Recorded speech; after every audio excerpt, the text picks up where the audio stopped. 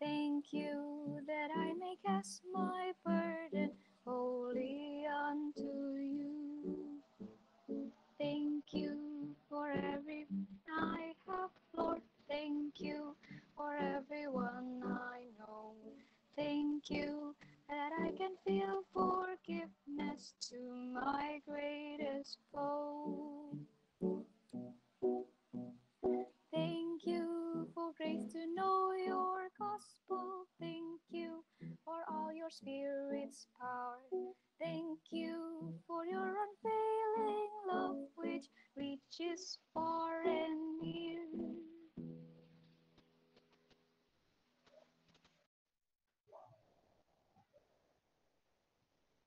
Mari kita bersatu di dalam doa.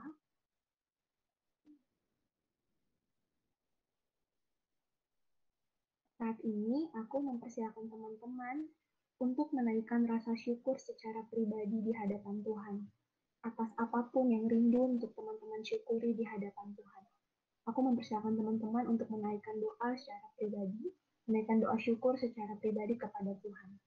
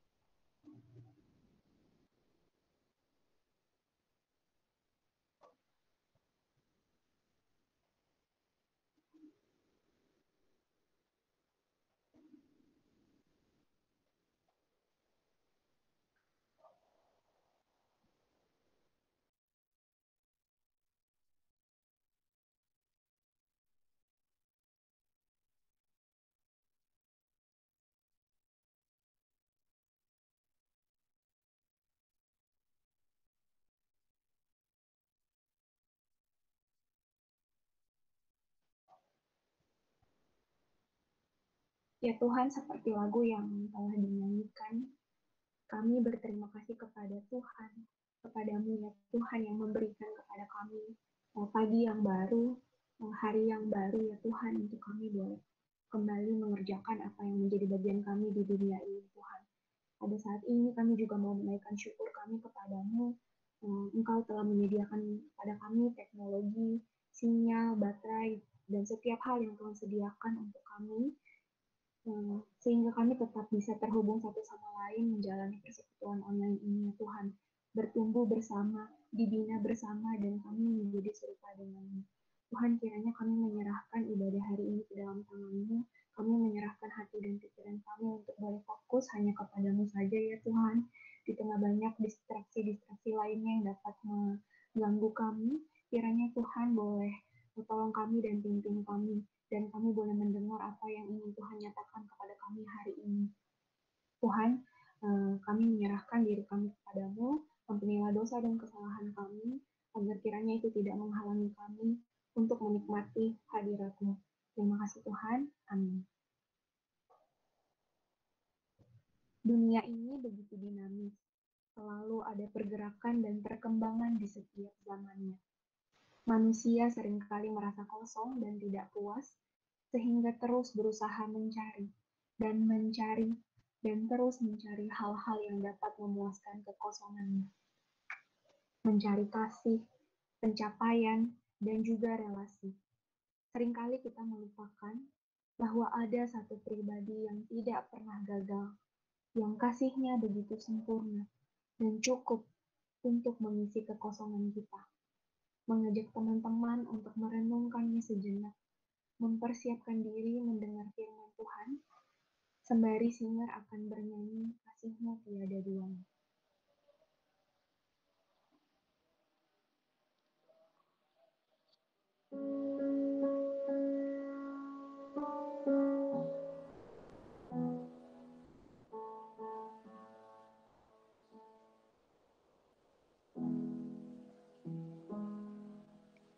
Belum pernah ada kasih di dunia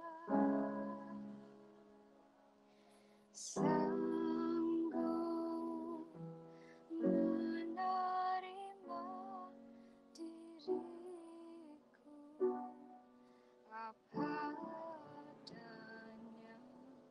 selain kasih-Mu, Yesus.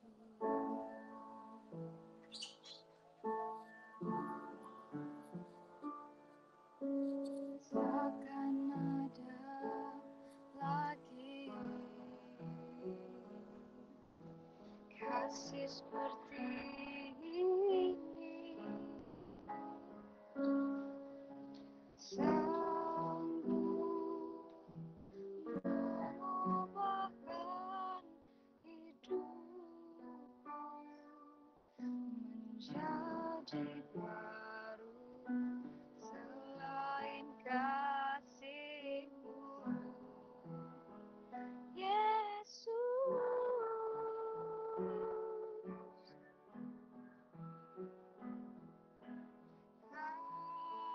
Kau kagumi dalam hati, kasih-Mu tiada duanya. Sampai kini ku akui kasih-Mu tiada duanya.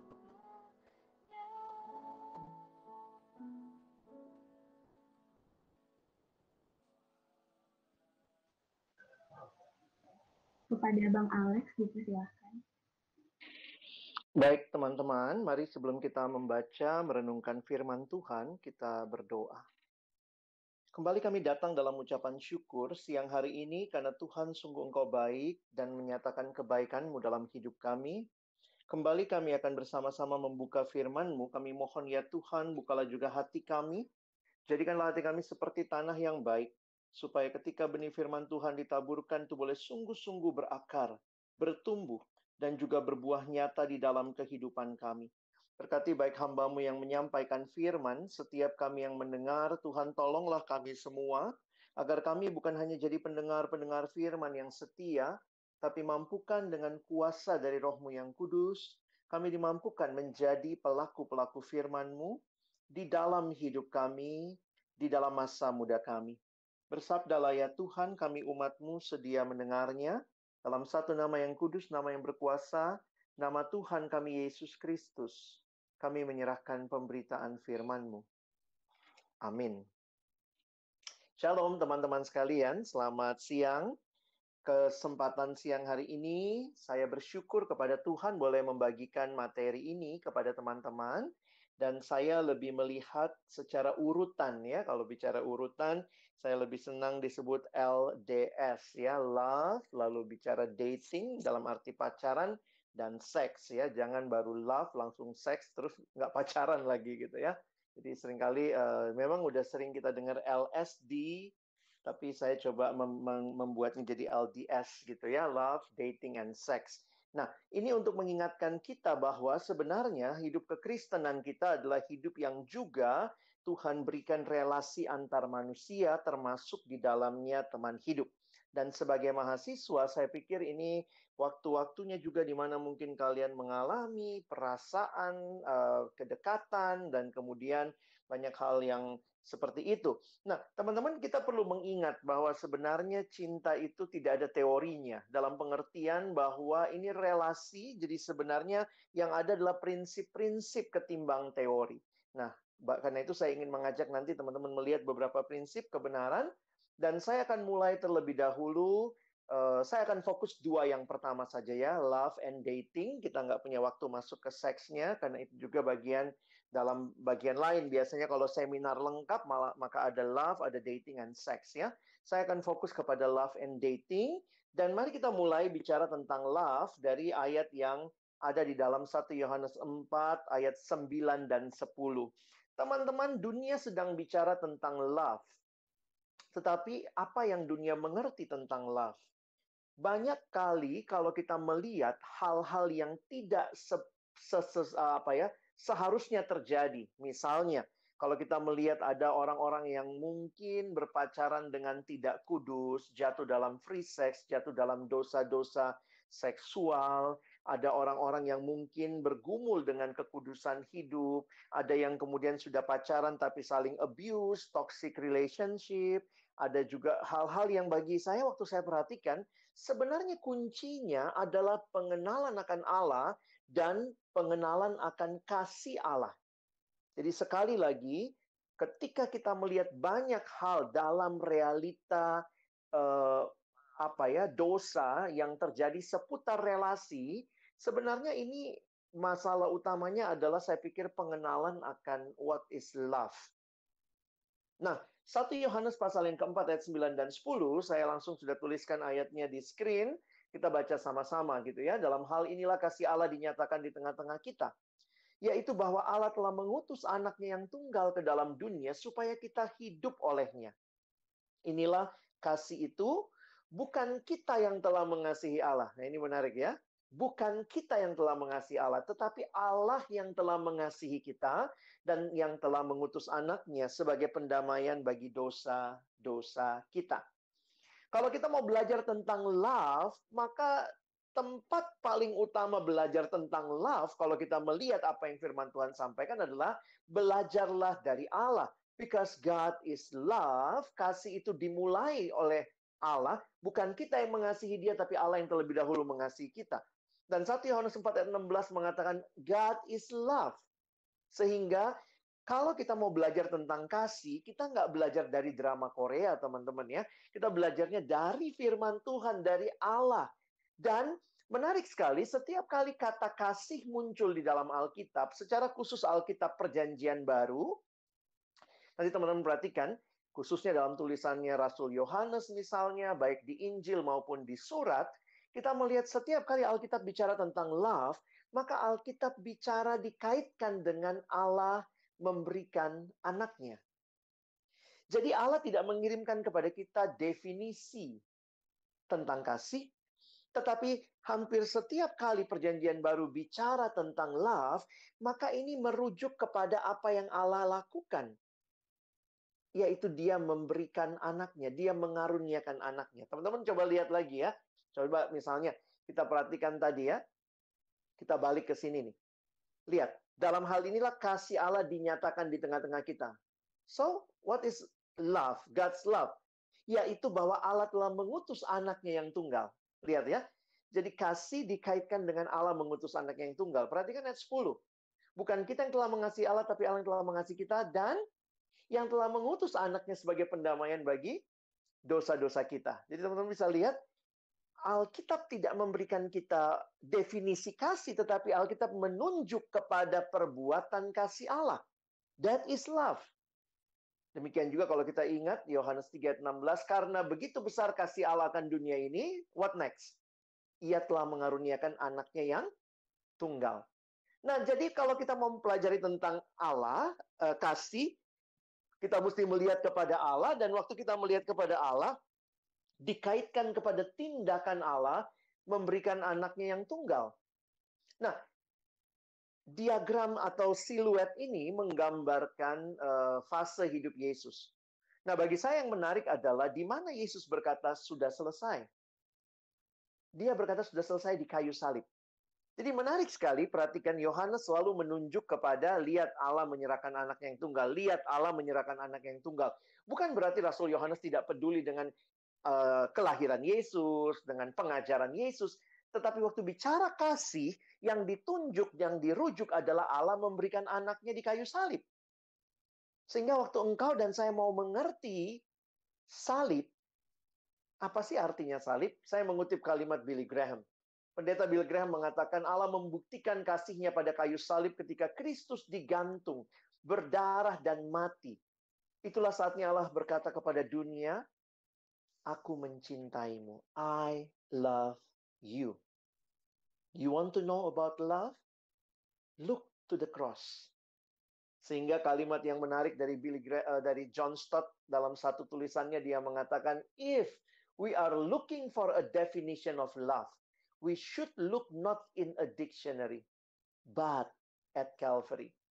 Dalam bahasa Inggris menarik permainan katanya. Mau tahu tentang kasih? Lihat apa yang Allah lakukan di Calvary, bukan membuka kamus. Kira-kira begitu ya. Nah, teman-teman, karena itu tindakan Allah memberikan anaknya yang tunggal. Nah, ini menarik sekali kalau kita menggali. Kalian kan terbiasa ber-PA, kalian melihat ya. Saya akan fokus 2 ayat tadi. Coba lihat di ayat 9. Apa yang terjadi ketika Allah mengaruniakan anaknya yang tunggal? Maka yang menarik adalah ada manfaat, ada benefit yang diperoleh oleh kita. Jadi perhatikan, Allah mengasihi anaknya, tetapi kemudian supaya kita hidup olehnya. This is love. Love itu tidak berpusat kepada diri sendiri, tetapi kasih yang sejati berpusat kepada orang yang dikasihi. Perhatikan, Tuhan Yesus memberikan nyawanya di kayu salib, bukan bagi dirinya, tapi bagi kita, supaya kita hidup olehnya. Ayat 10 berkata, supaya ini menjadi pendamaian bagi dosa-dosa kita. Siapa yang menikmati manfaat kasih itu? Kita, manusia yang dikasihi. Teman-teman, ini kelihatannya sederhana ya. Tetapi jangan lupa, ketika engkau tidak mengenal kasih Allah, engkau tidak mengerti kasih Allah, maka yang kau terapkan adalah kasih manusia yang sebenarnya sangat berlawanan. Perhatikan, kasih dunia ini adalah kasih yang dikaitkan hanya biasanya dengan perasaan. Sementara kasih Allah bicara komitmen. Kasih dunia dikaitkan dengan egois supaya saya dapat sesuatu. Kasih Allah dikaitkan dengan saya memberi sesuatu. Jadi, makanya kalau lihat bahasa Indonesia, katanya bahasa yang paling jelas mendefinisikan atau menggambarkan kasih dari bahasa-bahasa yang lain gitu ya. Apa itu kasih? Kasih, ya kasih. Love is giving. Buat yang dikasihi. Love is not taking. If love is taking, that is not love. That is rampoking, teman-teman ya. Jadi, waktu bicara kasih Allah, ini kasih yang giving. Lihat, kenapa banyak pacaran hancur? Hubungan seks sebelum menikah. Karena kasih dimengerti dengan, yuk tidur sama saya. Yuk, saya dapat sesuatu dari tubuhmu. No, that is not love. That is exploitation. That is not love. Itu egois. Kalau saudara mengasihi pasanganmu, kalau kamu sudah berpacaran, dan pacaran belum boleh melakukan hubungan seksual, maka engkau akan menjaga dia kudus sampai altar pernikahan. That is love. Love is not taking something for your benefit. Makanya ketika saya katakan tadi, kasih seperti ini tidak dihayati, malah dipermainkan, inilah yang terjadi di dalam dunia. Orang bicara tentang kasih, tetapi sebenarnya that is not love. Lihat film-film yang kadang-kadang saya juga sedih gitu ya. Ketemu, pacaran, masuk kamar. Atau bahkan ada yang nggak kenal siapa, ketemu, langsung masuk kamar. Film menunjukkan kayak it's very easy. Dan kalau engkau mengasihiku, yuk tidur sama aku. Kalau kau mengasihiku, ayo cium aku. Kalau kau mengasihiku, ayo dong foto bugil buat saya. That is not love. That is exploitation. Jadi sekali lagi, kenapa Alkitab bicara kasih merujuk kepada Allah? Karena Allah adalah teladan kasih itu. Ketika dia mengasihi kita, dia menyerahkan segalanya buat kita. Dan kita selamat. Kasih manusia terbatas. Kasih Allah tidak terbatas. Nah teman-teman, jadi saya harus katakan begini. Makin kamu bertumbuh dewasa, kamu makin mengerti kasih. Kalau kamu mengerti kasih dan kamu siap berpacaran, itu indah sekali. Karena di dalam pacaran kamu tidak akan bertanya, boleh nggak ini, boleh nggak itu. Saya mau ini dari dia, saya mau itu dari dia. Masa pacaran nggak pernah ciumin dia sih? Akhirnya yang kita lakukan bukanlah sesuatu untuk memuaskan nafsu kita. Because you know what love is. And the love that has been shown to you is the love of God that give everything for the one whom He loved. Dia mengasihi kita, dia memberikan segalanya bagi kita. Kasih itu menjaga, memelihara yang dikasihi, bukan mengeksploitasi ya. Nah, karena itu dari titik inilah, maka kita harus bicara love dulu. Mau agak lama di sini nggak apa-apa lah ya, daripada kita bicara pacaran. Tapi sebenarnya kalau pacaran kalian bisa lihat lah dari YouTube juga ada, dari mungkin podcast juga ada gitu ya. Tapi saya ingin mengatakan bahwa this love is the really basic things for Christian untuk masuk ke dalam dating ya. Nah, sekarang kita bicara pacaran nih. Kalau begitu, pacaran itu bagaimana? Nah ya, ini sekedar ini abang masuk ke praktis ya. Jadi ini sebenarnya slide bersama dengan istri gitu ya. Beberapa kali kami diminta membawakan ini bersama. Jadi ada perspektif pria dan wanita. Nah, tapi coba lihat ya. Sekarang ini banyak sekali tren berpacaran. Misalnya ada yang merasa ya semua orang pacaran, malu dong kalau jomblo terus. Jadi pacaran demi status. Lumayan ada yang temenin kemana-mana. Waduh, pelihara anjing aja kalau masalah ini gitu ya. Jangan pacaran kamu jadi anjingnya dia. Sorry ya, saya menggunakan istilah seperti itu. Karena banyak orang yang pacaran nggak jelas. Supaya ada teman aja jalan. Kalau udah nggak asik ya putus aja. Serius banget sih mikirnya. Banyak pacaran karena nggak jelas tujuannya. Kayak gini nih. Ya udah ngapain sih pacaran serius amat mikirnya.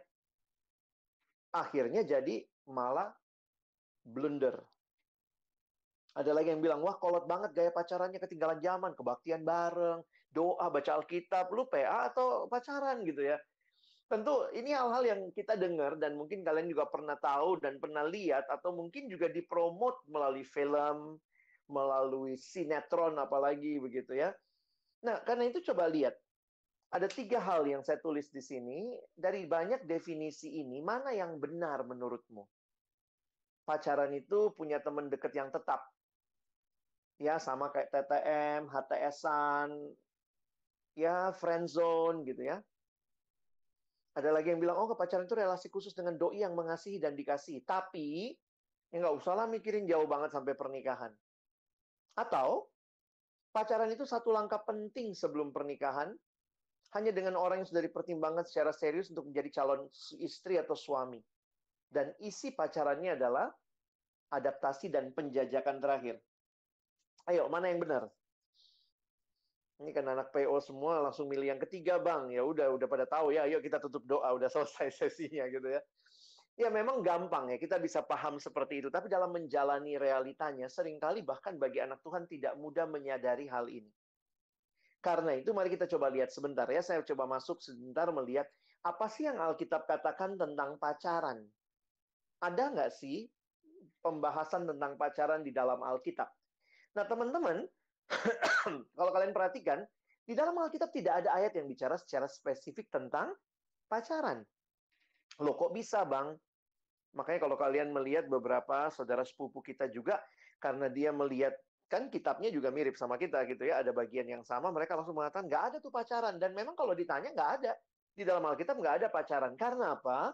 Alkitab diberikan dalam jubah kebudayaan tertentu, di masa tertentu, dan pada waktu itu, di Israel, yang ada adalah pertunangan dan pernikahan. Itu sesuai konteks budaya pada masa itu. Contohnya Ishak dicarikan Ribka sebagai dijodohkan begitu ya. Nah ini kan buat kita sekarang mah nggak relevan dong Bang, gitu gimana sih? Tapi kalau kita melihat akhirnya, saya coba memperhatikan begini.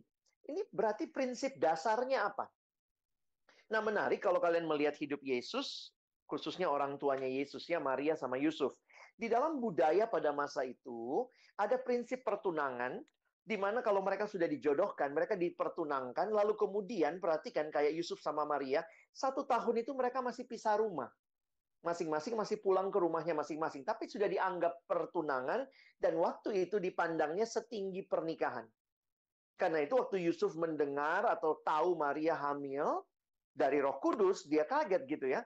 Loh, dia belum berhubungan sama Maria, kok Maria bisa hamil? Sehingga Matius mencatat Yusuf berniat menceraikan Maria diam-diam. Namun Allah muncul tampak dalam mimpi kepada Yusuf. Malaikat datang kepada Yusuf dalam mimpi dan mengatakan, jangan kau ceraikan Maria karena anak yang dikandung itu adalah dari Roh Kudus. Jadi kalau kita melihat sebenarnya pada masa itu walaupun tidak ada pacaran, yang ada adalah perjodohan dan pertunangan, tetapi 1 tahun itu adalah masa menjaga kekudusan dan masa saling mengenal. Jadi prinsip yang kita bisa tarik untuk kita sekarang, meskipun kita tidak menerima pertunangan, kayaknya kolot banget kalau ditunangkan segala macam begitu ya, atau dijodohin begitu. Langsung pada bilang, gue bisa nyari sendiri. Tetapi yang saya mau garis bawahi, prinsip yang Alkitab bicara sebelum pernikahan, ada pengenalan, ada perkenalan, ada proses. Dan itu di dalam budaya pada waktu itu namanya pertunangan. Di dalam budaya kita sekarang namanya pacaran. Jadi sekali lagi teman-teman, pacaran sebenarnya bukanlah satu kesempatan untuk having fun, nikmati tubuh pasangan kita, having sex. No, itu masa saling mengenal dan di Alkitab bicara seperti itu. Nah, yang menarik adalah tujuannya. Ya, kalau teman-teman perhatikan, yang menarik adalah tujuan dari pacaran itu adalah pernikahan. Tujuan pertunangan itu adalah pernikahan. Nah, karena itu lihat prinsipnya ya. Kalau pacaran itu tujuannya pernikahan, maka kalau pernikahannya kudus, pacarannya pun harus kudus. Kalau pernikahan itu untuk memuliakan Tuhan, maka proses persiapan yang namanya pacaran pun harus untuk kemuliaan Tuhan. Nah, bagaimana menerapkannya? Ini beberapa prinsip aja tentang teman hidup. Ya, jelas harus cari yang lawan jenis. Ya, dulu saya kalau bawain sesi LDS gini, pertama cari anak Tuhan. Sekarang saya taruh kedua itu ya sebenarnya. Yang pertama harus lawan jenis dulu, baru seiman. Ya, seiman dalam arti di sini juga bicara lebih jauh, ada kalimat penolong yang sepadan. Ini seringkali memang jadi pembahasan waktu bicara LDS. Walaupun kalau kalian PA baik-baik, Kejadian 2 ayat 18, penolong yang sepadan yang dimaksud itu sebenarnya manusia. Manusia butuh manusia lain. Dan yang kedua, prinsipnya, karena kita melihat lagi lebih jauh di dalam perjanjian baru, nanti kalian baca 2 Korintus 6, 14, 16, jelas sekali. Jangan menjadi pasangan dengan orang-orang yang tidak percaya, tidak seiman. Karena bagaimanakah terang dan gelap dapat bersatu. Jadi, prinsipnya jelas. Lawan jenis. Seiman dalam arti dia jadi penolong yang sepadan dan sesama orang percaya. Nah, kenapa sih harus dipikirin serius? Karena ini dampaknya, teman-teman. Jangan pikir ini cuma dampak kalau saya pacaran itu ya udah dampak saya sama dia aja, tapi memang tentu ada dampak pribadi. Pertanyaannya, kamu makin bertumbuh nggak atau makin mundur secara rohani? Tapi dampak yang lain, lihat juga, kamu jadi teladan atau malah jadi batu sandungan. Selalu ayat yang berkesan buat saya adalah 1 Korintus 10:31 yang ditulis di bawah. Kalian bisa zoom ya kalau nggak kelihatan. Jika engkau makan dan jika engkau minum atau jika engkau melakukan sesuatu yang lain, lakukanlah semuanya untuk kemuliaan Allah. Kalau makan aja buat kemuliaan Allah, minum aja buat kemuliaan Allah, apalagi pacaran. Gitu loh maksudnya ya. Jadi teman-teman, saya harus katakan, seriuslah mikirin. Ya. Nah, sekarang masuk nih, gimana sih rasa ketertarikan itu mulai ada? Kan itu perlu juga ya Bang, untuk memilih teman hidup. Nah, ada psikolog bernama Adler, dia bilang, ini sebenarnya umum ya, di buku-buku yang lain juga ada, bagaimana memilih teman hidup. Ya, jujur aja, kita makhluk yang akan melihat, begitu ya, hal-hal yang muncul di depan mata, appearance itu bagi kita penting, cantik atau tampan, rapi, dan lain sebagainya. Lalu juga yang biasa jadi pertimbangan itu similarities. Ada kesamaan-kesamaan. Sama-sama anak PO gitu ya. Sama-sama ikut PJ gitu ya. Lalu complementary, mungkin juga dalam beberapa kesempatan ada yang pernah satu tim. Ih, gue enak banget Bang sama dia. Dia kalau gue ngomong begini nggak jelas, dia bisa jelasin gitu. Oh iya ya. Jadi ada saling melengkapi, ada compassion. Ada yang tertarik melihat, iya ya, belas kasihan, ada hal yang berbeda begitu. Dan juga jangan lupa ada masalah proximity. Jadi teman-teman memang kalau orang bilang gitu ya, namanya cinta tuh dipupuk, emang mesti dipupuk. Makin sering ketemu, makin sering komunikasi, ya itu cara membangun cinta. Makanya saya ingat seorang abang pernah ngomong, jatuh cinta tuh gampang, Lex. Yang susah tuh bangun cinta. Wes. Jadi memang juga jadi unik ya, ketika banyak orang yang ikut KKN, misalnya keluar kota, 2 minggu, 1 bulan bersama, itu bisa loh beberapa terjadi cinta-cinta lokasi karena proximity. Sering ketemu satu lokasi, lihatnya dia lagi gitu. Makanya ya teman-teman mesti bisa memahami ya. Memang juga ini menolong kita juga untuk memilih kan. Akhirnya daripada kita cari yang jauh, kita nggak kenal di mana, ya lihat-lihat dulu yang deket sama kita, proximity kita. Misalnya sesama teman di PO gitu ya. Pernah satu panitia mungkin, pernah satu kepengurusan, sama-sama PKK, sama-sama jemaat setia. Nah, itu proximity itu juga bisa menjadi awal untuk melihat itu. Tetapi teman-teman mesti perhatikan, ini umum kan? Orang-orang di luar sana juga begitu. Tetapi bagaimana buat kita anak Tuhan? Nah, saya coba tambahkan bagian ini. Nah, perhatikan, aspek-aspek yang tadi itu bukan satu-satunya aspek, khususnya masalah perasaan. Betul, perlu perasaan. Tetapi bukan berarti perasaan itu penentu segalanya. Dalam pengertian apa? Seringkali perasaan sangat kuat nggak pakai akal sehat. Nah, ini juga menarik nih. Jadi makanya kalau orang nanya, buat abang sebenarnya gimana sih memilih teman hidup, apa yang perlu ada? Gue tuh dapat chemistry-nya banget bang sama dia. Gue dapat banget gitu ya, kayaknya nyatu sama dia. Tapi mesti pakai akal sehat juga. Sejauh mana kamu kenal? Lalu kalau mungkin kamu belum terlalu kenal, cari pertimbangan dari penasehat yang bisa memberikan masukan. Jadi butuh orang lain, walaupun tetap kamu yang mutusin. Tapi mungkin bisa minta pertimbangan. Pertimbangkan pro kontranya. Jadi memang gitu ya, kalau perasaan sangat kuat, kadang-kadang, aduh, sorry ya, kata orang, tai kambing pun rasa coklat gitu ya. Jadi ini jadi menarik nih. Lalu yang berikutnya, saya pikir juga, bagaimana komunikasi dengan doi? Ingat loh, kita bukan capcis-cus milih barang, ini membangun relasi ya. Jadi ada yang perasaannya kuat banget, akal sehat dipakai, tapi saya nanya, kamu udah pernah ngobrol sama dia? Ada komunikasi? Nggak ada, Bang. Terus, gimana? Ya, suka aja, Bang, sama dia. Gue yakin dia dari Tuhan. Pernah ngobrol? Pernah WA?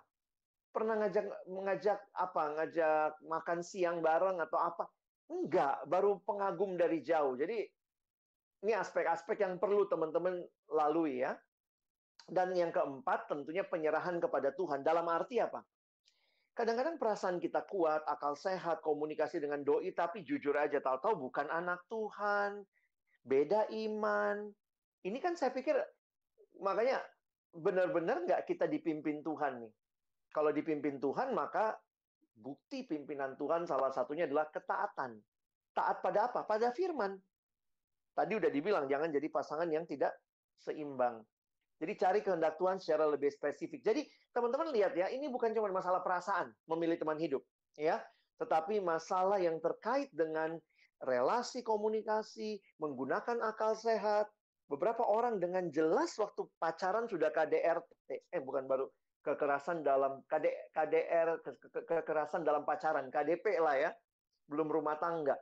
Itu jelas gitu, pacarnya maki-maki dia dan segala macam, tapi dia bilang atas nama cinta, perasaan, gue sayang banget bang sama dia, sehingga kayak tutup mata. Dan waktu menikah, ya sampai hari ini ya begitu, kalau pacarnya marah, suaminya sekarang marah, ya itu masih anjing, babi. Saya pikir, waduh, dan dia udah tahu itu dari pacaran loh. Nah ini nggak sehat akhirnya buat anak-anak mereka sekarang. Jadi teman-teman bisa melihat ya bahwa ini sesuatu yang perlu dipikirkan dengan serius. Nah, ini masuk tahapnya lah, supaya nggak terlalu banyak teori ya. Tapi ya tahapnya ini juga teori, bukan teori. Makanya saya bilang gini, ini tahap yang sebaiknya dilalui. Nah, kenapa perlu? Lihat ya, menetapkan kriteria, doa pribadi, doa bersama, mengambil keputusan. Karena kita nggak langsung, gimana ya, mungkin anak sekarang mesti dikasih how to do it gitu. Ini kayak abang coba kasih stepnya nih. Kalau saya mulai suka, apa yang saya harus lakukan? Kira-kira begitu ya. Nah, kita mulai dari menetapkan kriteria. Kenapa bagi saya ini penting? Karena masalah perasaan tadi. Hati-hati, perasaan itu sangat kuat ketika sedang jatuh cinta. Sampai-sampai perasaan itu bisa jadi membuat kita nggak lihat kriteria. Harus anak Tuhan, harus orang yang sungguh-sungguh bertumbuh.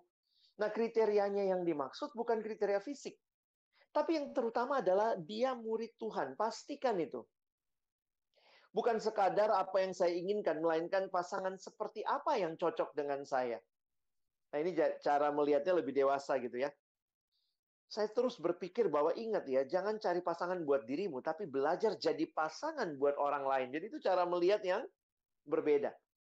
Nah, prinsip kesepadanan dalam saling melengkapi termasuk untuk menyadari bahwa ketika kita nanti menjalani masa pacaran misalnya atau sampai pernikahan adalah untuk menggenapkan rencana Tuhan dalam hidup masing-masing. Ya. Nah, terus kamu tanya, dari mana Bang saya tahu kriteria orang seperti apa yang cocok? Ya, kamu bergaul dong, gaul dong gitu ya. Dari pergaulan kan udah bisa ketahuan juga, bahwa kan kamu nonton film, kamu juga lihat dalam percakapan, makin kamu bertumbuh, saya pikir Tuhan kasih wisdom untuk melihat. Misalnya, kamu juga pasti punya orang tua. Jujur aja banyak orang sebenarnya dalam memilih, itu sangat terpengaruh dengan family background. Nah, itu bisa positif, bisa negatif. Ada misalnya yang langsung bilang gini, gue nggak mau punya pacar kayak bokap gue, gitu. Kenapa? Ternyata bokapnya itu suka mukulin mamanya dan segala macam. Jadi sebenarnya kriteria-kriteria dasar itu kadang muncul di benak kita berdasarkan bentukan pengalaman berinteraksi. Nah, yang menarik adalah semakin dewasa seseorang, dia akan makin utuh memahami apa yang dia butuhkan lebih daripada sekedar apa yang dia inginkan. Kalau masih tahapnya apa yang diinginkan tuh kadang-kadang masih kayak gitu. Gue nonton film Korea, gue seneng banget, gue pengen dia jadi pendamping hidup gue. Kenapa? Ganteng, cantik, that's all. Tapi waktu kamu makin bertumbuh, ternyata makin ngelihat, iya ya, ganteng, cantik, tapi kalau nggak punya kerjaan, oke, ganteng, cantik, tapi kalau dia nggak sungguh-sungguh bertumbuh dalam Tuhan, ada aspek-aspek lain yang mulai kamu lihat. Jadi ini yang pertama ya, menetapkan kriteria. Yang kedua, oh ada tambahan lagi nih ya. Nah ini nanti Abang bisa bagiin slide-nya sih, saya udah kirim sama pengurus, nanti kalian bisa lihat ya. Dalam percakapan, nanti waktu menguji kesepadanan, dan ini mengujinya sebenarnya gini loh teman-teman. Beberapa orang berkata, jadi saya sebenarnya mesti jelas dulu di awal baru jalanin pacarannya, atau pacaran dulu sambil mengklarifikasi. Saya pikir bisa dua-duanya, karena itu Abang bilang tadi, nggak ada teorinya. Nah, sejauh mana Tuhan pimpin, kadang memang tidak semuanya jelas dulu di awal. Tetapi paling tidak beberapa kriteria dasar, misalnya tentang masalah dia sungguh-sungguh murid Tuhan yang bertumbuh. Ingat ya, kalimat saya sebenarnya bukan sekadar Kristen, tapi harus murid Tuhan yang bertumbuh.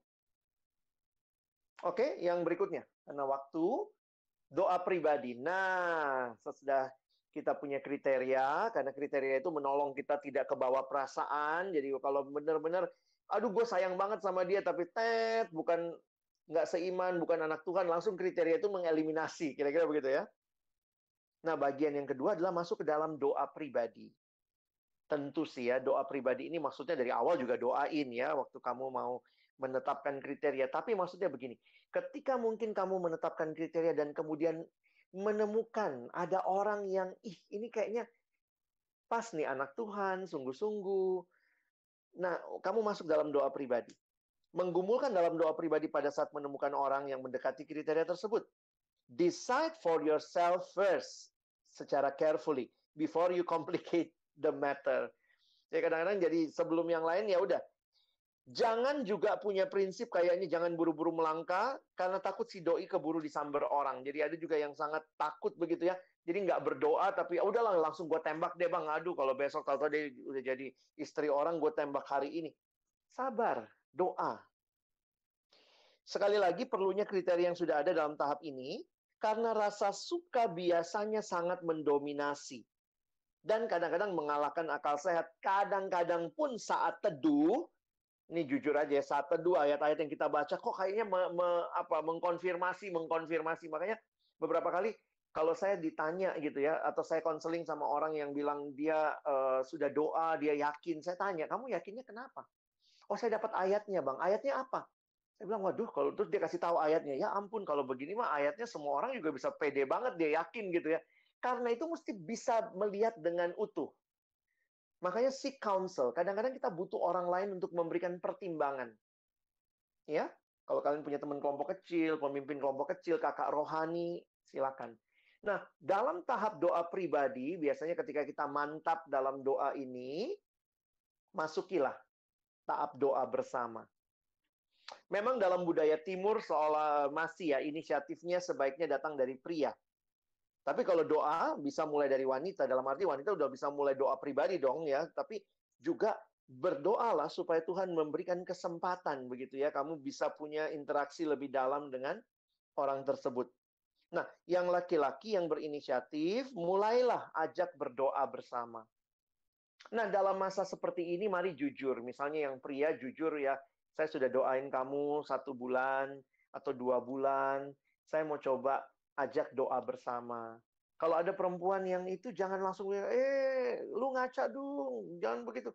Belajarlah untuk terima. Kalau ada orang yang suka sama kamu, puji Tuhan loh yang cewek ya. Kalau kamu juga belum doain dia, ya bilang aja ya, terima kasih bang, atau terima kasih my friend, sudah suka sama saya. Lalu, kalau kalian memang merasa nyaman, yakin, bilanglah, oke, saya akan doakan dulu. Sama-sama berdoa misalnya 1 minggu. Jadi, jangan buru-buru langsung bilang, oh nggak mau, nggak bisa lu, ngaca kamu, cowok jelek banget kok berani maju gitu ya. Saya pikir jangan sampai kita jadi orang yang mean, seolah-olah merasa bahwa karena apa ya? Waktu kita terbuka dalam mendoakan, termasuk juga Tuhan akan memimpin kita. Itu juga jadi pengalaman buat teman-teman. Pengalaman berdoa bersama bagi saya itu juga menarik untuk kita pikirkan ya. Lalu apa yang perlu disepakati? Ini yang kadang-kadang saya lihat juga anak-anak PO ini terlalu tulus doa, tapi nggak ada batas waktu ya. Jadi saya tanya, ya kami lagi doa bersama bang. Sampai kapan doanya? Nggak tahu bang. Lah, lu cowok kok nggak ngasih batas waktu? Ya saya pikir yang penting udah doa. Karena teman-teman, kita dalam masa menguji, tetapkanlah. Kalau saya sih pikir ya, 3-6 bulan itu kira-kira seperti itulah ya. Nah, sebenarnya kalau sudah dapat keyakinan, ya nggak usah dilama-lamain misalnya. 1 bulan cukup atau apa ya. Lalu kemudian perhatikan, saya melihat prinsipnya ada komunikasi. Ada beberapa orang waktu doa bersama nggak mau ketemu. Kenapa? Lagi menguji hati, Bang. Loh, menguji hati kok nggak ketemu? Jangan bertapa. Kalau mau kenal, maka kasih kesempatan kenal, gitu ya. Jangan mengasingkan diri. Jadi, sadari dulu lah ya. Jadi, coba masuk lebih dalam, kenali. Nah, ini masalah batasi diri yang bagian bawah, karena kan belum pacaran. Jangan ngumbar ya. Jangan go public dulu. Wih, gue lagi doa sama dia gitu ya. Nah, ada juga yang nanya sama saya gitu, karena dia laki-laki, bang, boleh nggak sekaligus doa sama 3 orang? Ya ampun, sok ganteng banget kamu ya. Kalau doa bersama, secara etika, kamu sebaiknya berdoa 1 demi 1. Selesaikan dulu pergumulan dengan yang satu, baru pindah ke yang lain. Dan juga, untuk konteks doa bersama ini, saya harus katakan, tolong teman-teman jangan jangan sampai ini menjadi hal yang dipermainkan. Nah, ini termasuk juga saya bilang ini penonton, netizen yang tahu misalnya, jangan bikin keruh suasana. Beberapa kali karena diojok-ojokin temen gitu ya, dicie-ciein begitu udah doa bareng, ya cie, doa sama gitu ya. Jadi sebenarnya, nah makanya lebih baik kita dalam ketenangan secara pribadi, kita bisa berdoa dan nanti ya bagian akhir lah ya, supaya kita waktunya pas, mengambil keputusan, sehingga jelas setelah tahap doa bersama itu, apa keputusannya. Cowok, kita harus siap ditolak. Itu udah nasib kita. Kalau kita maju ya kan kita nanya gitu ya. Karena bisa jadi kita yang mulai doa duluan, perempuannya belum mulai doa. Waktu habis dia berdoa, dia bilang tidak, maka kita mesti berani untuk terima keputusan itu. Jangan waktu dia bilang enggak, terus kita bilang, sorry, minggu lalu gue bercanda. Enggak sih, gue enggak sungguh-sungguh kemarin. Ih, lu beneran doa ya? Ih, gila, gue enggak. Jangan begitu ya. Belajar untuk terima. Dan ingat, ini bukan masalah menang kalah. Ini bukan masalah diterima ditolak, tapi ini adalah pergumulan bersama. Jadi sama-sama jawab, begitu ya. Yang terjadi adalah kedua belah pihak datang bersama menggumulkan di hadapan Allah untuk mencari pimpinan Tuhan dengan melihat apakah cocok atau tidak untuk melangkah terus. Jadi keputusannya harus didasarkan pada pertimbangan apakah Tuhan memimpin untuk memasuki langkah selanjutnya atau tidak. Jadi ya ini kalau yang bagian pertama mungkin teman-teman mesti menyadari, saya tulis gitu ya, bukan sekadar berdasarkan rasa suka atau tidak suka. Karena begini ya, rasa suka tidak suka itu relatif. Tapi nanti itu ada diskusi yang lain. Nah, poin saya adalah terbuka nggak untuk berdoa, ya? Karena kalau saya melihat dalam konteks misalnya suka apa nggak suka, dalam budaya pertunangan itu nggak langsung sukanya. Beberapa orang tua kalian juga mungkin kalau kalian tanya, dia bilang, saya senang sama papamu atau mamamu setelah kami menikah, makin sayang, makin sayang. Awalnya sih biasa aja. Itu bisa ada kemungkinan seperti itu. Jadi bagi saya, ini penting untuk dipikirkan. Ya. Nah, teman-teman, kenapa langkah-langkah ini perlu ada? Bagaimana kalau langkah-langkah ini di-bypass? Saya langsung kepada keputusan, Bang. Nggak ada doa, nggak ada apa. Saya menulis begini, PR yang tidak selesai di satu tahap, biasanya akan menumpuk di tahap lain. Dan jujur ya, saya melihat beberapa orang yang dari awal memang ternyata orang tuanya keras banget gitu, harus sama satu suku. Tentu ini nggak alkitabiah, tetapi kemudian karena mungkin orang tua kita dalam realita keluarga kita juga ada hal-hal yang mereka sangat pertahankan, maka kalau kalian berani membangun relasi dengan yang beda suku, kalian harus dari awal kasih tahu. Kita harus bergumul nih, karena orang tua saya tidak suka yang beda suku. Poin saya adalah, mau diperjuangkan nggak? Kalau memang dari awal nggak mau diperjuangkan, jangan melangkah. Kira-kira begitu ya. Dan ini untuk teman-teman, kalau sampai putus, dan memang pacaran masih mungkin putus ya, itu jadi dampak begitu. Karena biasanya, iya habis waktu itu dia cepet banget sih jadian, nggak doa, nggak apa, langsung jadian gitu ya. Dan termasuk akhirnya di persekutuan itu jadi kesaksian yang jelek. Kalau akhirnya ternyata putus nyambung. Oke? Nah, sampai di sini saya akan berhenti dulu. Memasuki masa pacaran selalu jaga prinsip kekudusan, hati-hati batasi keintiman fisik, karena itu bukan bagian yang harus kita nikmati dalam masa pacaran. Pacaran adalah masa penjajakan, pengenalan, lebih kenal satu sama lain, dan isilah pacaranmu dengan hal-hal yang berguna, yang bisa membangun kamu, membangun satu sama lain. Nah, saya langsung masuk ke yang terakhir. Kapan mulai pacaran? Nah, ini ada yang nanya gitu. Pacaran enaknya berapa lama sih, Bang? Ya terserah gitu ya. Kelamaan nggak baik, terlalu singkat. Kamu mau merit? Ya iya. Pacarannya kapan? 2 jam gitu ya, enggak ya? Jadi terlalu singkat nggak baik, terlalu lama juga nggak baik. Makanya saya sebenarnya memberikan opsi begini. Sebaiknya yang siap berpacaran itu di masa kuliah.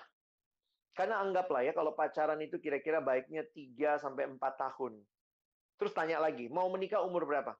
Kalau kamu bilang, oh mau menikah umur 28 lah bang, kalau yang cowok, ngumpul sinamot dulu bang. 28, 4 tahun berarti sekitar umur 24. Umur 24 mulailah pacaran.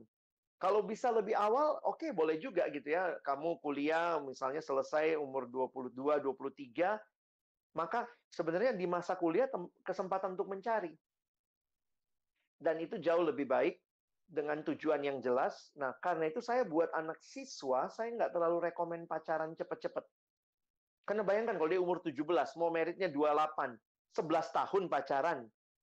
Terus dia bilang, tapi kan nggak sampai merit. Nah, memang betul, tidak semua pacaran akhirnya merit, tapi pacaran yang sehat secara Kristiani harusnya punya tujuan pernikahan. Nanti waktu dijalani nggak cocok, melihat nggak pas, maka kita bisa putus. Tetapi sebenarnya dari awal settingnya jangan, saya pacaran supaya putus gitu. Enggak, cuma mau main-main aja. Enggak, tapi dari awal jelas. Nah, jadi ini kiranya memberikan wawasan buat teman-teman di dalam kita memulai ya relasi berpacaran. Dan bagi teman-teman yang sudah berpacaran, nanti slide-slide yang lain kalian bisa baca sendiri. Oke, saya berhenti dulu sampai sini. Terima kasih untuk kesempatan teman-teman bisa dengarkan, dan silakan kita boleh masuk tanya jawab.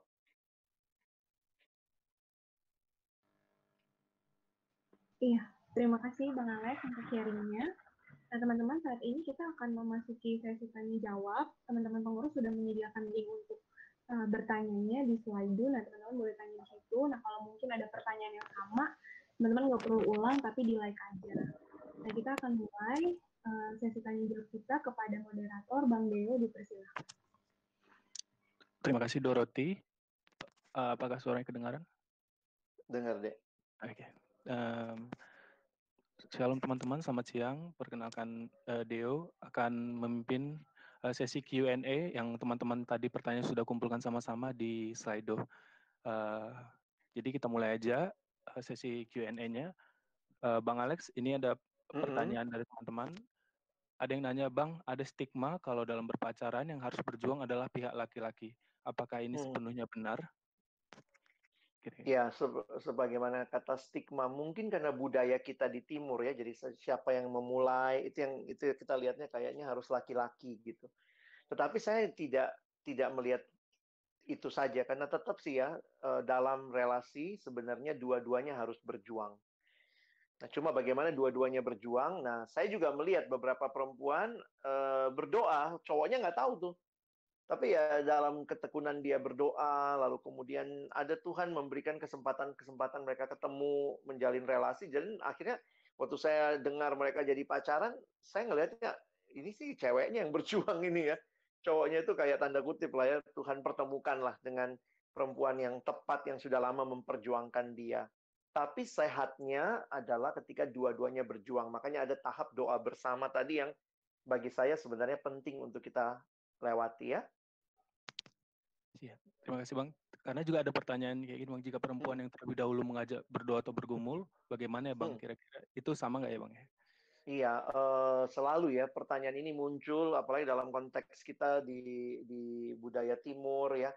Saya harus katakan begini nih, pria-pria sekarang juga salah satu masalahnya adalah sulit sekali untuk mengambil tindakan.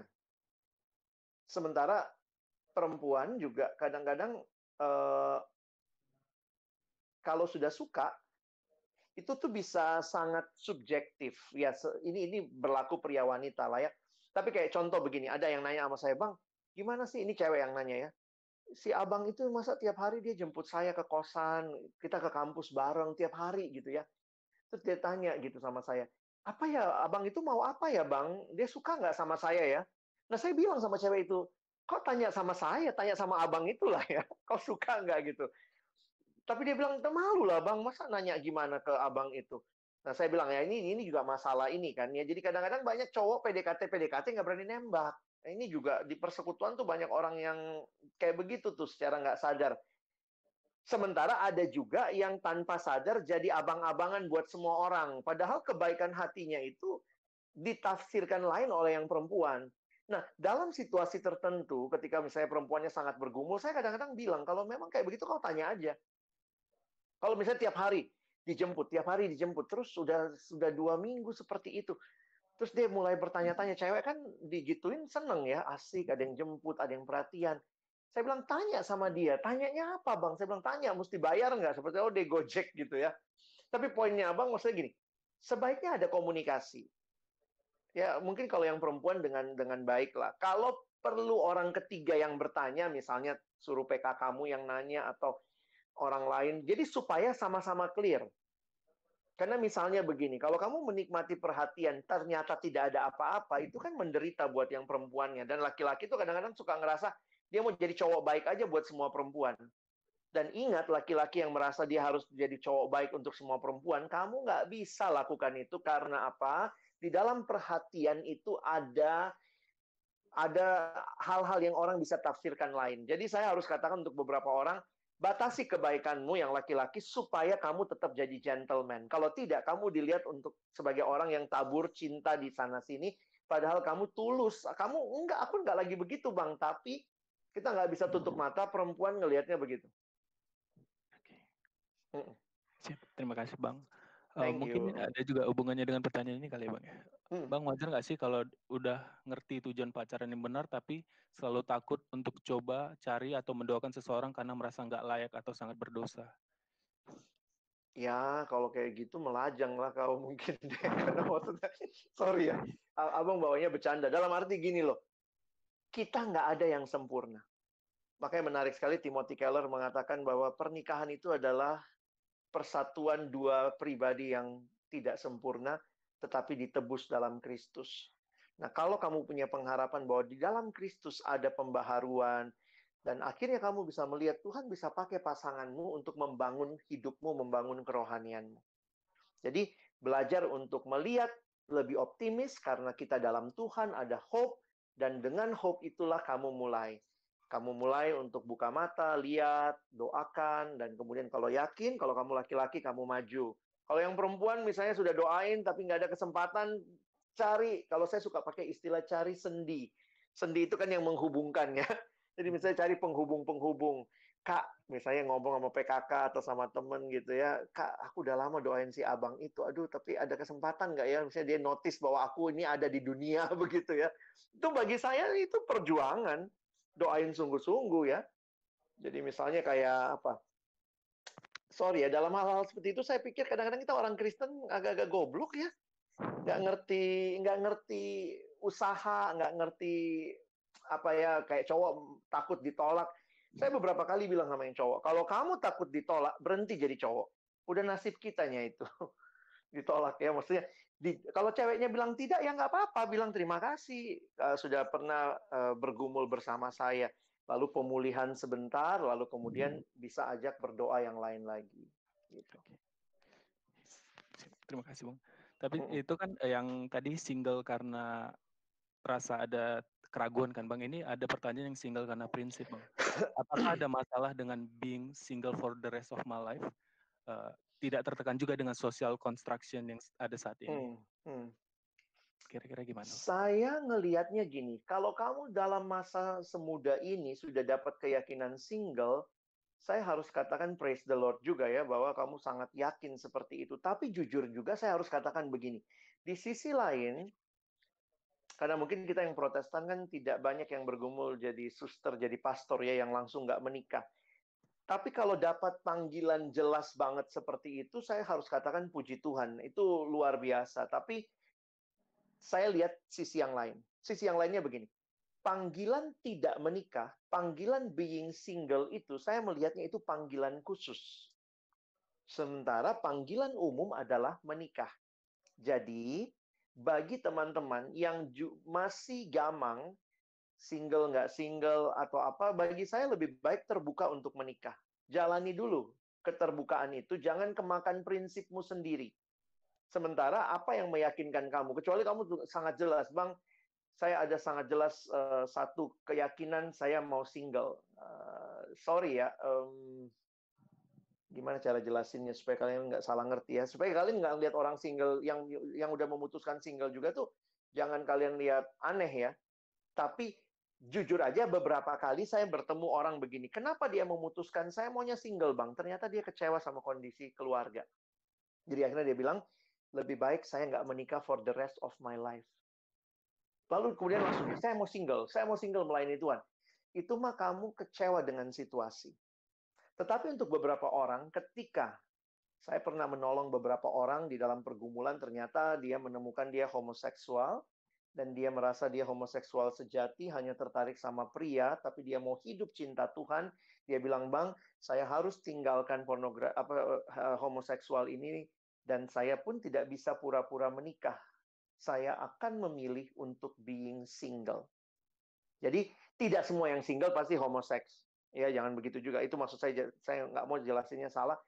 Makanya saya bilang, kalau kamu dari awal sangat dapat keyakinan single, itu luar biasa. Cara Tuhan harusnya memimpin kamu. Tetapi kalau tidak, masih gamang, cuman kecewa sama keluarga, nonton sinetron semua kayaknya pernikahan, selingkuh, lalu kemudian kamu memutuskan single, saya pikir no, you need to have hope in Christ. Di dalam Kristus ada pengharapan. Jadi single lah karena jelas kenapa kamu single. Kalau tidak, kalau masih gamang, masih terbuka, bilang aja saya terbuka untuk menikah. Begitu, kira-kira ya. Terima kasih, Bang.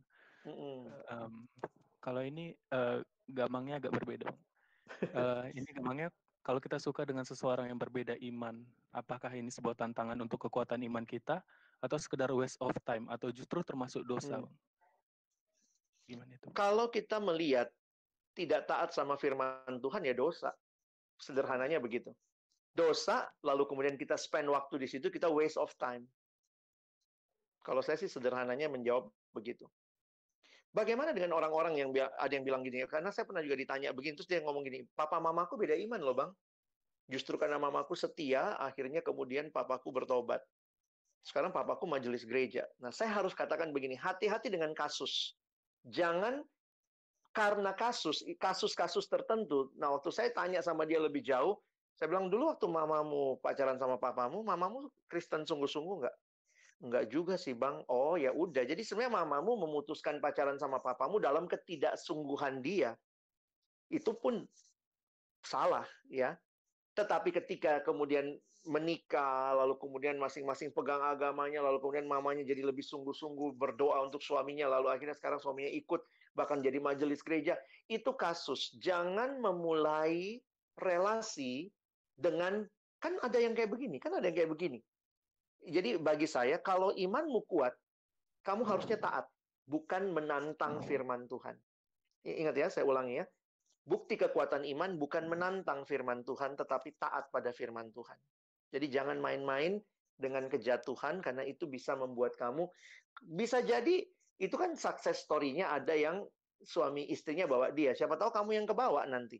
Jadi begitu lihat yang beda iman, di dalam anugerah Tuhan, tutup mata, itu jangan main-main. Kalau saya prinsipnya begitu. Oke. Terima kasih Bang Alex. Mm-mm. Ini juga ada pertanyaan Bang. Mm-mm. Apa saja batasan-batasan dalam berpacaran? Apabila sudah melanggar batasan, apakah itu termasuk toxic relationship yang harus diakhiri? Terima kasih Bang. Sebenarnya itu ada di slide saya tadi, nggak sempat ya. Tapi poin saya begini loh. Batasannya sebenarnya kan kekudusan, kebenaran sih. Kalau saya sih tetap melihat itu ya.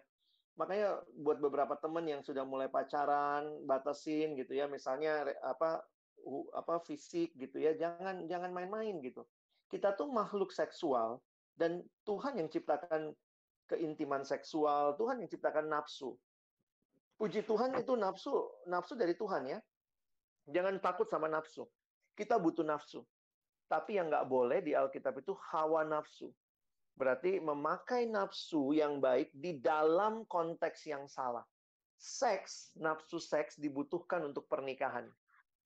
Bukan untuk sebelum pernikahan. Jadi kalau ditanya batasannya apa, sebenarnya sejak pacaran, ada yang nanya, boleh nggak sih pacaran, ciuman, pegangan tangan? Kalau saya melihatnya begini, saya balik justru prinsipnya. Kalau karena pegangan tangan kamu sudah korslet, kamu terangsang, dan kamu terus menikmati rangsangan itu, akhirnya mikirnya macam-macam, walaupun kamu belum melakukan apa-apa, tapi sudah mulai mikir-mikir, di benakmu mulai berpikir berzina sama pacarmu di dalam pikiranmu, persinahan pikiran, Yesus mengatakan itu pun sudah berdosa. Jadi kita lahir dari keluarga dengan pola asuh yang berbeda. Beberapa orang ada yang disentuh itu langsung korslet. Karena apa? Ternyata di keluarga nggak biasa dengan sentuhan. Sementara ada yang keluarganya sangat sering menyentuh, pelukan, ciuman, anaknya sering dicium papa mamanya. Jadi kita mesti kenali kelemahan kita karena batasannya itu adalah dalam diri kita nih.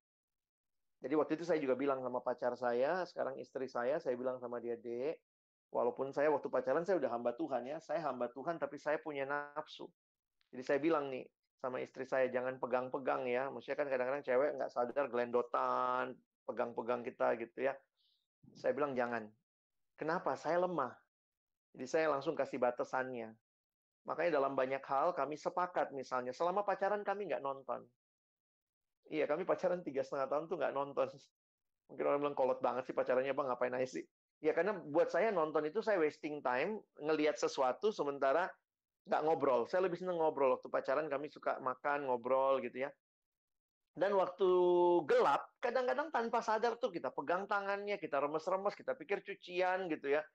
Buat apaan gitu? Kadang-kadang itu membangkitkan nafsu, sementara pada saat yang sama kita belum bisa ngapa-ngapain karena masih pacaran gitu. Jadi batasannya adalah kamu yang tahu. Kamu harus hati-hati. Beberapa orang misalnya juga bilang, iya Bang, gue kadang-kadang lihat foto pacarku yang dia pakai baju begini-begini. Tapi ya kalau kayak gitu, hapus foto pacarmu kalau itu ternyata membuat kamu jatuh dalam dosa. Ya, jadi kita yang paling tahu. Thank you. Ya, ini ada pertanyaan terakhir mungkin ya Bang, ada kasus dari teman. Bagaimana dengan kasus mereka yang berasal dari keluarga yang broken home? Apakah ini mempengaruhi tentang konsep relasi ke depannya? Apakah ada hubungannya dengan kasus toxic relationship? Apakah besar kemungkinan itu bisa terulang kembali pada relasi pribadinya? Oke. Di dalam psikologi, pola berulang itu selalu harus diwaspadai. Dan karena kita juga makhluk yang dibentuk dalam keluarga, salah satu bentukan yang paling kuat, maka pola berulang itu mungkin. Jadi saya harus katakan, kita harus sangat-sangat waspada bagi teman-teman dalam keluarga yang mungkin broken home, pernah ngelihat orang tua saling memukul, saling berantem, kata-kata yang kasar saling keluar, itu terekam. Nah, secara budaya di dalam relationship ke depan itu bisa jadi toxic. Misalnya tiba-tiba tuh bisa muncul kayak dia ngata-ngatain pasangannya. Kayak tadi ya yang saya bilang, ada pasangannya tuh naik motor kemudian lupa helm. Terus kemudian dia langsung marah, anjing lu babi gitu. Gitu tuh cara marahnya. Nah, ternyata itu dia dapat dari orang tuanya. Kalau marah, selalu ada harapan di dalam Kristus yang membuat kita serusak apapun tetap punya pengharapan untuk tidak jadi seperti kerusakan yang kita lihat dalam pola-pola yang ada sebelumnya. Nah, karena itu di dalam banyak hal juga ketemu teman-teman yang ngalamin toxic relationship karena salah satu punya karakter yang terbentuk dari pola keluarga yang aneh atau broken, maka mereka harus ditolong di dalam konseling. Jadi jujur aja buat teman-teman yang mungkin sedang punya pergumulan, atau ini yang tadi juga Abang bilang, beberapa orang yang karena lihat keluarganya sangat rusak, lalu belajar teori psikologi juga takutnya, aku pun bisa merusak anak orang, nanti gue seperti papaku ke mamaku. Jadi takut pacaran, takut memulai relasi. Saya pikir kalian butuh konseling. Jangan berpikir konseling itu untuk orang yang sakit ya. Sebenarnya semua kita, semua yang pacaran sebaiknya ada konselornya. Konselor itu dalam arti ada orang abang kakak yang mendoakan kalian, yang berjalan bersama kalian. Dan itulah yang membuat saya dan istri juga punya pelayanan ketika kami akhirnya membentuk KTB dari couples-couples yang akan menikah. Jadi ada beberapa orang yang kami bimbing sejak mereka pacaran.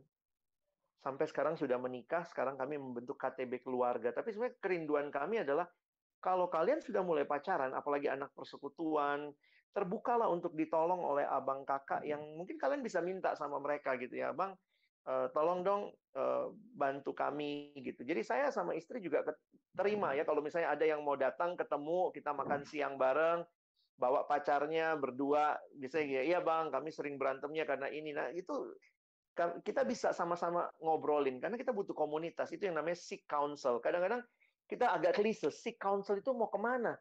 Cari konselor. Ih, gue kayak orang sakit banget gitu. Tapi coba cari abang kakak rohani gitu ya, yang bisa menolong kalian menjalani relasi gitu. Terima kasih banyak Bang Alex Sama-sama, untuk jawabannya. Terima kasih juga untuk teman-teman yang udah menanya. Mungkin karena keterbatasan waktu, jadi pertanyaan belum bisa kita jawab semua. Nanti mungkin ada link dari Bang Alex yang mungkin bisa Iya, menjawab. saya kasih link ya. Nanti teman-teman bisa cek juga ya. Karena Bang Alex juga ada bahas-bahas topik seputar ini juga. Oke, selanjutnya kepada MC Dorothy, dipersilakan. Oke, mungkin Bang Alex mau tutup doa dulu yuk. Oke, boleh. Mari kita berdoa. Tuhan, Engkau Allah yang menciptakan kami segambar dan serupa denganmu. Allah yang mengaruniakan relasi juga, termasuk relasi dengan lawan jenis, dalam persiapan baik pacaran maupun pernikahan nantinya. Tuhan yang juga kiranya menuntun kami makin mengalami relasi yang indah karena ada Tuhan di dalam relasi kami. Terima kasih untuk firman-Mu, untuk setiap wawasan, setiap diskusi. Tolong kami bukan cuma jadi pendengar, tetapi menjadi orang-orang yang mengalami firman dan melakukan firman. Berkati waktu selanjutnya dalam nama Yesus kami berdoa. Amin. Ya, terima kasih Bang Alex untuk sharingnya, dan juga terima kasih Kak Dio tadi sudah memimpin kita dalam diskusi tanya jawab. Saat ini kita akan bersama-sama berdoa kepada pendoa syafaat. Dipersilakan. Sebelum kita menutup ibadah kita pada hari ini, mari kita semua satu dalam doa. Mari kita berdoa. Tuhan, yang Bapa yang surga, terima kasih atas firman-Mu pada hari ini Tuhan. Biarlah firman-Mu ini dapat menjadi berkat bagi untuk kami semua Tuhan. Sekarang kami ingin mendoakan kepada pembicara agar ia diberikan juga lebih juga bimbingan oleh Tuhan dalam hal ini, dan juga kiranya Tuhan dapat memberkati di pelayanan yang akan datang, dan juga pada pada MC dan pada penyiar juga diberi juga diberi berkat Tuhan, dan juga terima kasih atas pelayanan yang telah diberikan dan yang telah Tuhan sediakan pada POJ pada hari ini, Tuhan. Dan Tuhan, sebelum kita ingin menutup ibadah kali ini, ada beberapa pokok doa yang ingin yang kita sama-sama doakan. Untuk yang pertama, pada 29 Mei yang lalu, PMK Jatinangor telah melaksanakan proses penubuhan pengurus baru. Mari berdoa agar kiranya setiap pengurus yang telah menerima panggilan tersebut dapat mengerjakannya dengan sepenuh hati. Mari juga kita berdoa agar kiranya teman-teman pengurus yang baru boleh bersinergi dengan pengurus PMK lainnya yang ada di sekitarnya. Untuk pokok doa yang kedua, mari juga kita doakan Badan Nasional Penanggulangan Bencana BNPB yang mencatat bahwa Indonesia telah dilanda 1.382 bencana alam sejak Januari hingga Mei 2020 yang mengakibatkan sebanyak 188 orang meninggal dunia. Mari kita doakan kondisi tanah kita ini, semoga jumlah bencana alam yang terjadi bisa berkurang. Berdoa juga semoga pihak-pihak yang mengatasi dan menanggulangi hal ini bisa terus siaga dan membantu masyarakat sekitar. Mari kita juga berdoa semoga masyarakat bisa tetap tenang dan berpengharapan kepada Tuhan walaupun dilanda bencana alam. Ya Tuhan, terima kasih atas firman kita pada hari ini. Biarlah kita tetap diingatkan dan diberkati juga dengan adanya firman tentang LDS ini, Tuhan. Dalam Tuhan Yesus, Bapak yang mulia. Amin.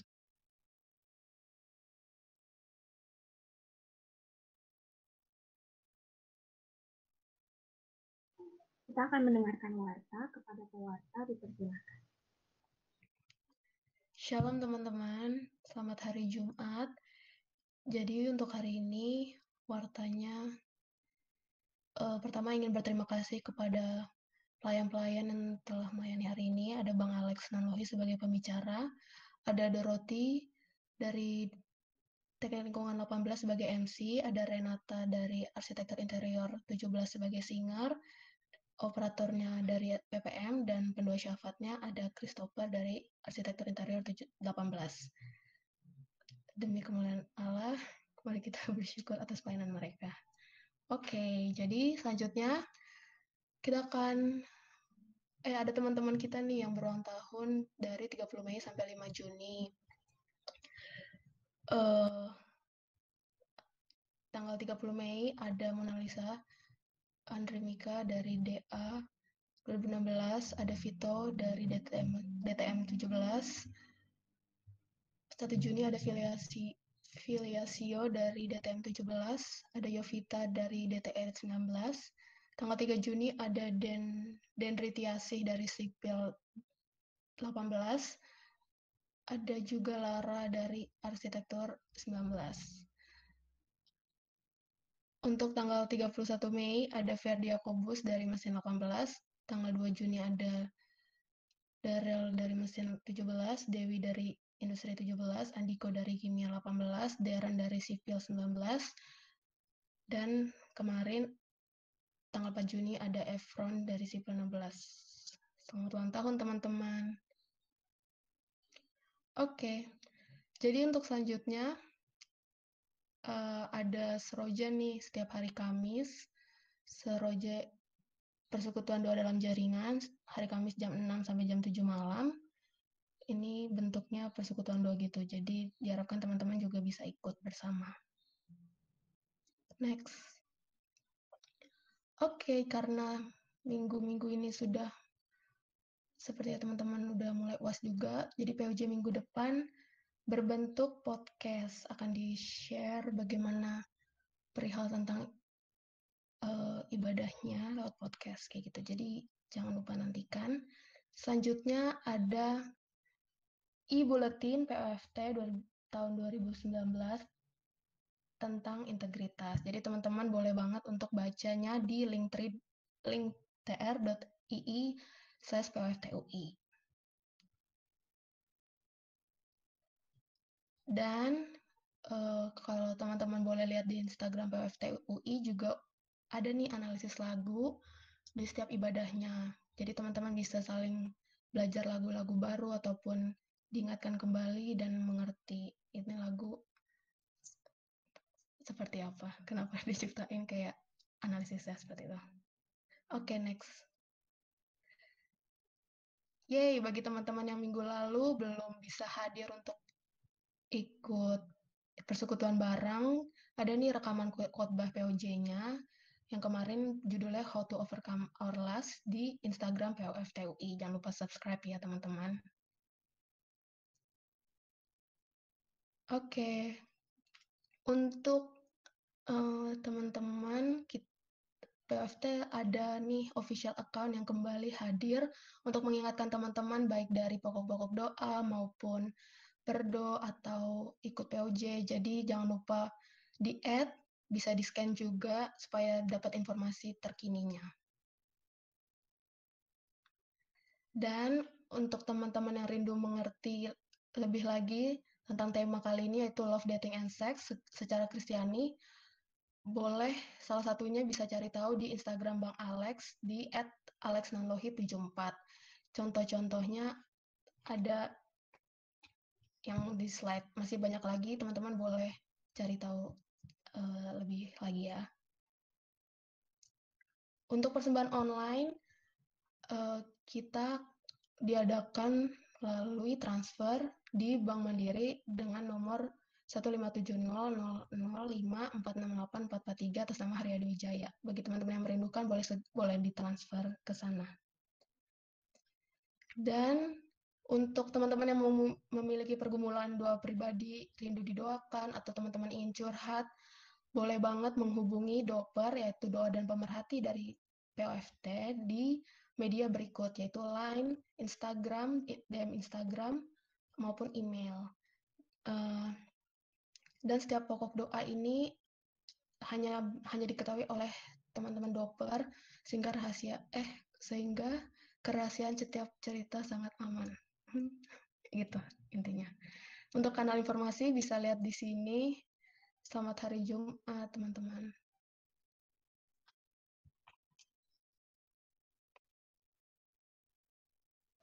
Ya teman-teman, seperti yang telah kita ketahui bahwa kasih manusia terbatas, tetapi kasih Allah tidak terbatas. Mari menyerahkan diri penuh kepada Allah di dalam mengasihi, dalam berelasi, dan meneladani Allah di dalam mengerjakannya.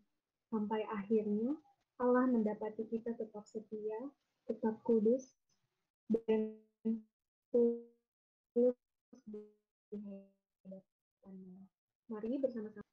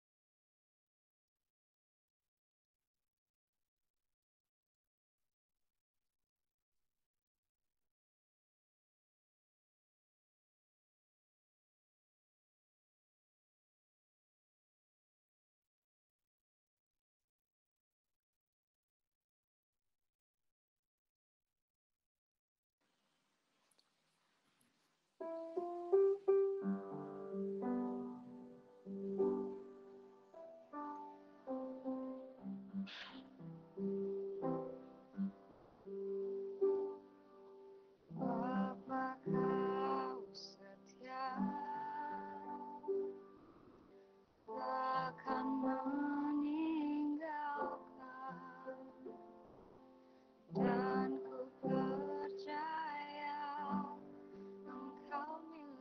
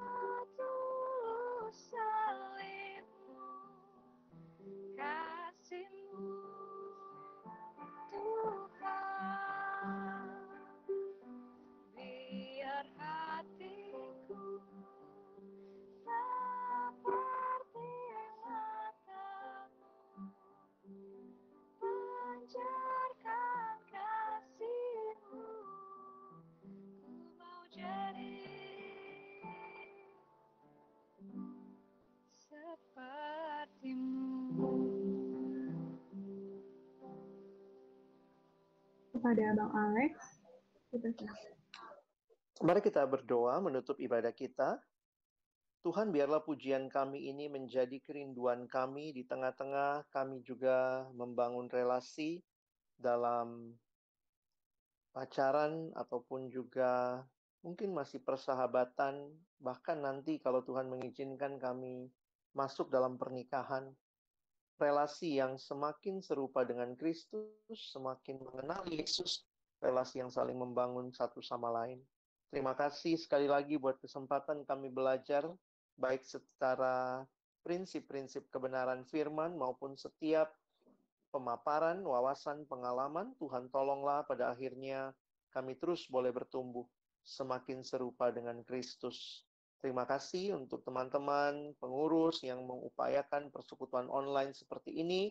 Berkati juga dalam waktu-waktu ke depan, dalam minggu UAS, agar kiranya setiap kami boleh terus mengerjakan setiap tanggung jawab kami sebagai mahasiswa dengan maksimal, dengan giving the best bagi kemuliaan nama Tuhan.